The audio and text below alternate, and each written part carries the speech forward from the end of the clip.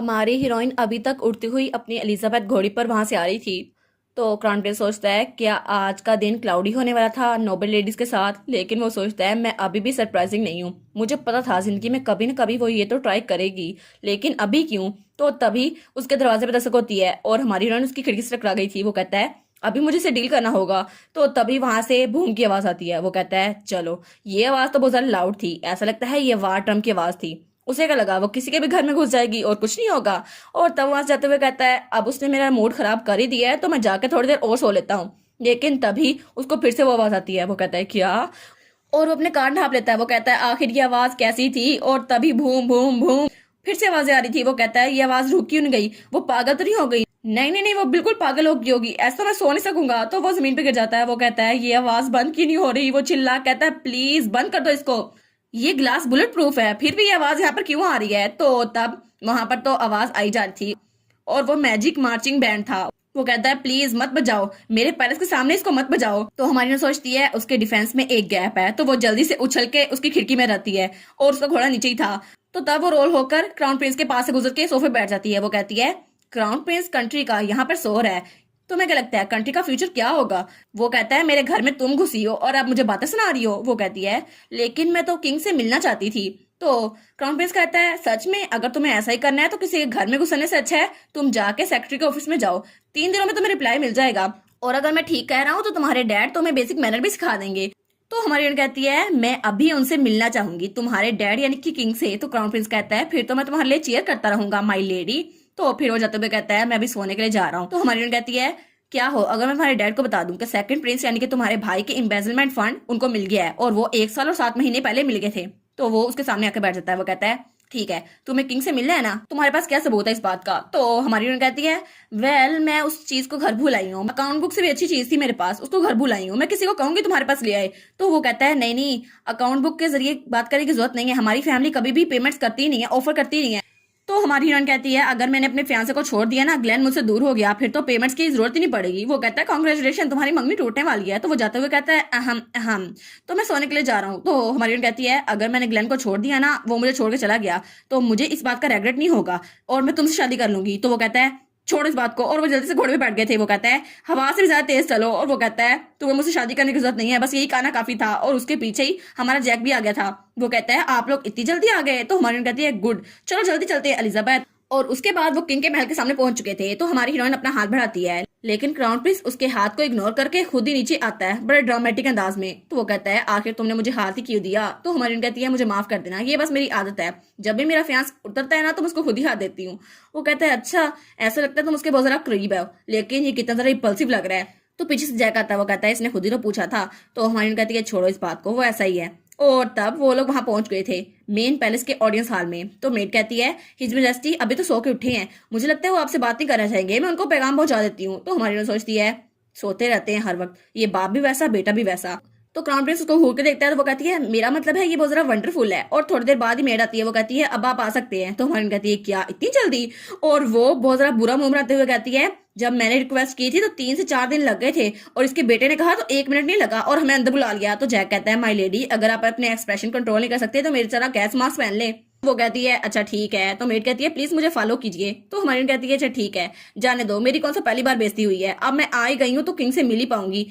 और वैसे मुझे लगता है इस लाइफ के राउंड में मैं पहली बार इससे मिलने वाली हूँ। तो वो सोचती है मेरी गलती नहीं है, मुझे लगता है हिज मेजेस्टी मुझसे वैसे ही नफरत करते हैं क्योंकि मेरे डैड की वजह से, और वैसे भी मेरे पास कोई चॉइस नहीं है, अगर ग्लैन मुझे छोड़ के चला गया फिर तो मेरे पास कोई चॉइस नहीं बचेगी, मुझे चाहिए कि मैं अपने फादर की हेल्प करूं ताकि वो उसे रोक सकें। तो तभी वहां मेड कहती है सर क्राउन प्रिंस और लेडी रॉक्सबर्ग यहाँ पर आए हैं। तो तब एम्पर वो तो अबासी ले रहा था। वो कहता है तो मेरी नींद में खलल डालने कौन आ गया। तो तब वो आंख खोलते हुए कहता है अच्छा तो ये आया मेरा बेटा। और वो था उस वक्त का किंग लाउस अलाइन, उसका डैड, क्राउन प्रिंस का डैड। वो कहता है मेरे बेटे आखिर तुम इस छोटी रॉक्सबर्ग को यहाँ पे क्यों लेके आए हो मेन पैलेस में।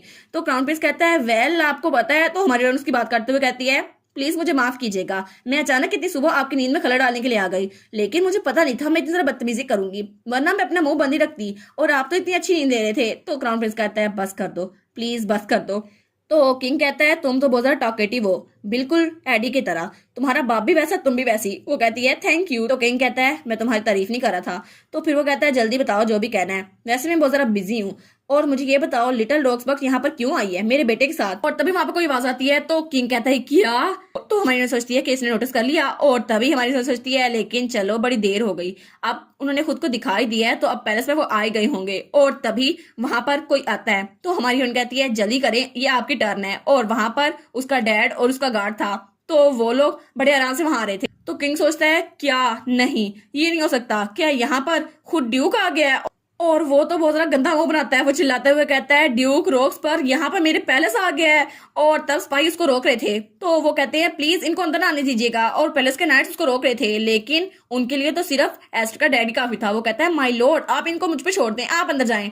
तो ड्यूक रॉक्सबर्ग हंसते हुए कहता है ऑफ कोर्स मैं अंदर जाऊंगा।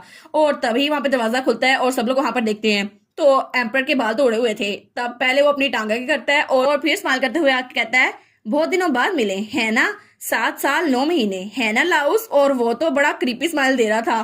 तो किंग डरते हुए कहता है एडवर्ड रॉक्सबर्ग तुम यहाँ पर क्यों आ गए। तो हमारी हीरोइन का डैड हंसते हुए कहता है तुम तो हमेशा की तरह डिम विटेड योन, बिल्कुल बेवकूफ। और ड्यूक रॉक्सबर्ग तो बिल्कुल डांसिंग टाइगर बना हुआ था। तो किंग उठते हुए कहता है तुम आखिर यहाँ पर क्या कर रहे हो। और वो था स्लीपिंग ड्रैगन, जो कि बहुत ही ज्यादा वीक था। तो हमारी हीरोइन पॉपकॉर्न पकड़ लेती है और चश्मा लगा लेती है। वो कहती है ओहो बड़ा मजा आने वाला है, डैड जल्दी करे, मैं तो आपका इंतजार कर रही थी। अब हम दोनों मिलकर बाप बेटे को परेशान करते हैं, बस यही रह गया हमारी जिंदगी का मकसद।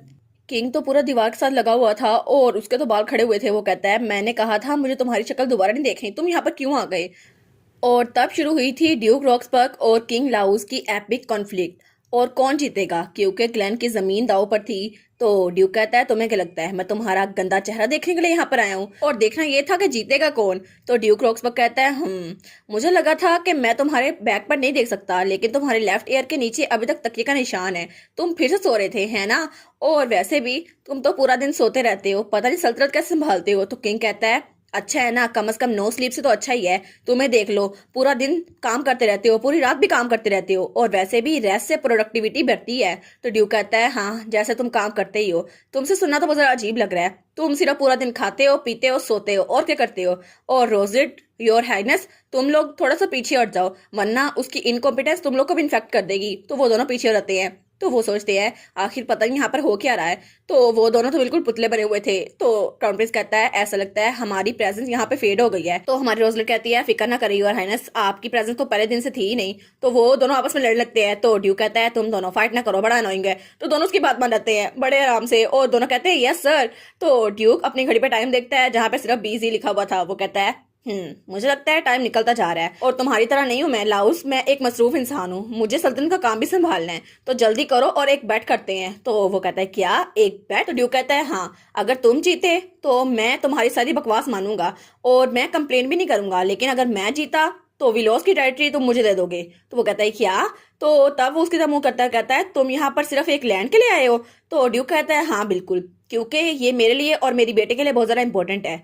तो तब किंग उसे और हमारे रोजलेट को देखता है। तो रोजलेट कहती है क्या ये मुझे क्यों देख रहा है। तो किंग स्मार्ट करते हुए कहता है फाइन, तो मुझे ये बताओ बेट क्या है। तो हमारी हीरोइन कहती है व्हाट द हेल, ये मेरी तरफ ऐसे क्यों देख रहा है, क्या इसको सच में मुझसे इतना ज्यादा मसला है। तो ड्यूक कहता है हाँ रूल बहुत ज्यादा सिंपल है, ये तुम्हारे जैसे घटिया दिमाग वाले को भी समझ आ जाएगा, तुम्हारे दिमाग में तो गुस्सा भरा है, लेकिन शर्त यह है कि इस ऑडियंस हॉल में सबसे पहले जो भी आएगा हमें डिसाइड करना होगा वो एक आदमी होगा या वो एक औरत होगी, और वैसे भी ये गेम प्योर लक की है, तो हम में से कोई भी इसके बारे में आर्ग्यू नहीं कर सकता। तो किंग कहता है मैन, एक मैन ही आएगा। तो ड्यूक कहता है फाइन, तो मैं समझता हूँ एक औरत आएगी, देखते हैं कौन जीतता है। तो किंग सोचता है कितना स्टूपिड है ना ये, इसको ये भी नहीं पता फाइनेंस का मिनिस्टर सबसे पहले यहाँ पर आता है, और ये तो ब्लॉक हेड यहाँ पर यही है। तो तभी ड्यूक दरवाजे पे हाथ रखता है और चिल्ला कहता है डॉक्टर विनोनिका, हिज मैजेस्टी किंग वो मर रहे हैं। तो वहां से डॉक्टर विनोनिका जो कि एक औरत थी भागती हुई आती है। वो कहती क्या हुआ क्या हुआ।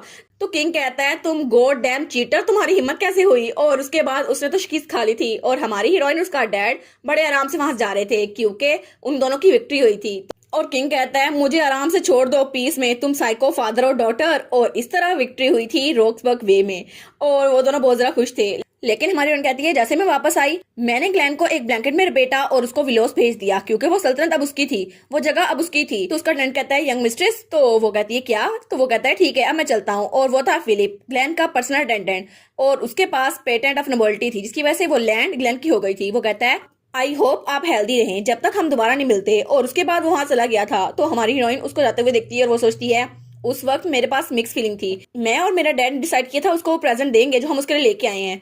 तो वो कहती है बाय बाय मेरे ह्यूमन एक्सल, और वो तो रो रही थी। तो उसका डैड कहता है वो ज्यादा देर तक नहीं रहेगा है ना, वैसे भी हम उसके बगैर नहीं रह सकते। तो वो कहती है हाँ बस यही था, हमारी सेंटिमेंटली उसी वक्त खत्म हो गई, चलो मूव करते हैं। और इसी के साथ ये वाला पार्ट यहीं पर ख़त्म। तो आप लोग बताइएगा आप लोग को ये पार्ट कैसा लगा, और वीडियो को लाइक और चैनल को सब्सक्राइब लाजमी कीजिएगा। बाकी वीडियोस का लिंक भी स्क्रीन पर नज़र आ रहा होगा तो काइंडली उनको भी चेकआउट कर लें। और thank you so much for watching my videos. Stay safe, bye bye.